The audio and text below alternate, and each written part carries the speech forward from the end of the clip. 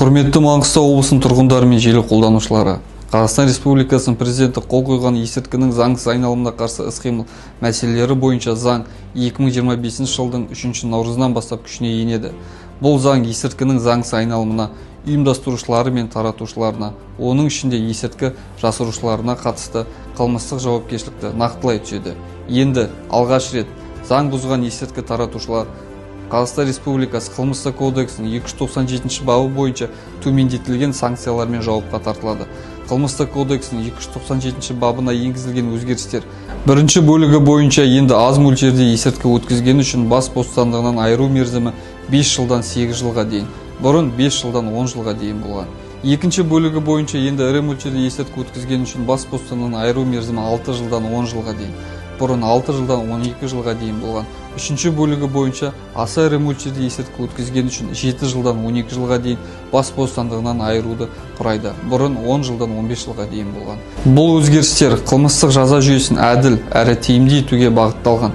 Мемлекет есірткі қылмысына алғаш рет барған және түзелу жолына түскен жастарға жаңа өмір бастауға мүмкіндік береді. Бас бостандығынан айыру орындарында отырған көптеген жас азаматтар үшін бұл қоғамға қайта бейімделуге және дұрыс жолға түсуге берілген мүмкіндік.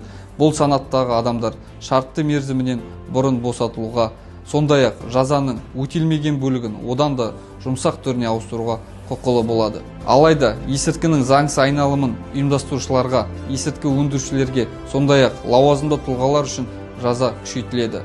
Қылмыстық кодексіне 297 прим. 1 бабы енгізілді. Бұл санаттағы адамдарға 15 жылдан 20 жылға дейін немесе өмір бойына бас бостандығынан айыру жазасы тағайындалады. Сонымен қатар күшті әсер ететін заттардың, сондай-ақ есірткіні өндіру, әзірлеу, қайта өңдеу кезінде қолданылатын прекурсорлардың заңсыз айналымы үшін қылмыстық жауапкершілік енгізілуде. Бұған дейін қылмыстық жауапкершілік тек прекурсорлардың контрабандасы үшін көзделген. Аталған өзгерістер прекурсорлар мен күшті әсер ететін заттардың айналымына бақылауды күшейтуге мүмкіндік береді. Енгізілген өзгерістер қылмыстық жауапкершіліктің бұдан да әділетті жүйесін құруға, сондай-ақ қоғамды есірткінің заңсыз айналымы салдарынан қорғау бойынша шараларды күшейтуге мүмкіндік береді деп пайымдаймыз.